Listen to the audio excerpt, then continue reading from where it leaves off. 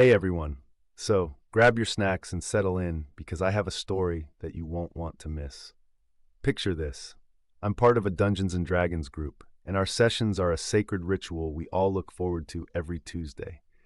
It's a space where a bunch of neurodivergent adults come together to escape reality and dive into fantastical adventures. I've been a member for a while, and there's this one girl, R, who's become a dear friend. We both share something called echolalia, which is this involuntary tic that causes us to repeat phrases or sounds, often without even realizing it.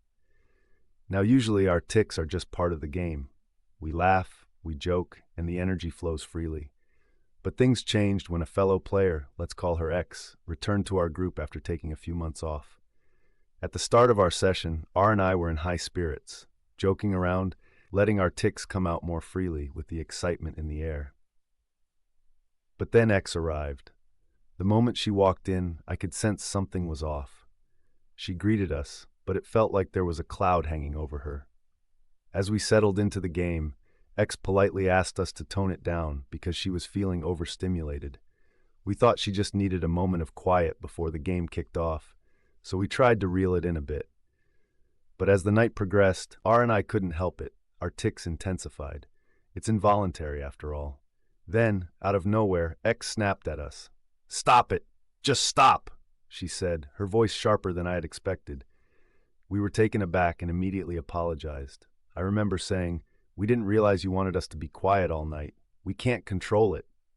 In a moment of desperation to ease the tension, I even offered to move to the other end of the table, but X just brushed it off, like my offer didn't even register. Fast forward 4 days, and that's when everything exploded. X hopped onto our Discord server and started calling us out in front of everyone. My heart sank as I read her messages.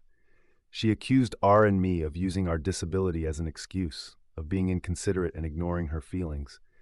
I felt so small reading her words. She exclaimed, and I quote, "I want you to know what pieces of human garbage you are, and I want to shame you. I want you banned from every space that I am in." Can you believe that? A part of me wanted to reach out, to explain, to make her understand. R and I tried to message her privately, hoping to resolve things like adults. But X continued her tirade in the server, unmoved by our attempts to communicate. And then she took it a step further. 10 days later, I saw her social media posts labeling us as unsafe people. She had blocked us on all platforms, so we couldn't even defend ourselves. All we could do was sit there, feeling utterly helpless, while she painted us as villains in her narrative. I remember sitting there, scrolling through her posts, feeling a mix of confusion and heartache.